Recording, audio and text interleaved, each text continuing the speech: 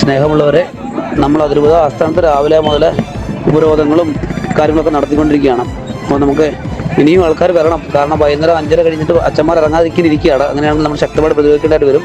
അതുകൊണ്ട് കഴിയുന്നത്ര ആൾക്കാരെ എത്രയും പെട്ടെന്ന് അതിരൂപത ആസ്ഥാനത്തേക്ക് എത്തിച്ചേരുക. ജോസഫാണ് ഈ പറയുന്നത്. കഴിയുന്നത്ര ആൾക്കാരെ എത്രയും പെട്ടെന്ന് അതിരൂപത ആസ്ഥാനത്തേക്ക് എത്തിച്ചേരുക. ജോസഫാണ് ഈ പറയുന്നത്.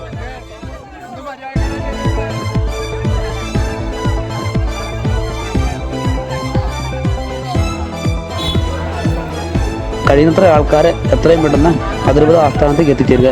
ജോസഫാണ് ഈ പറയുന്നത്.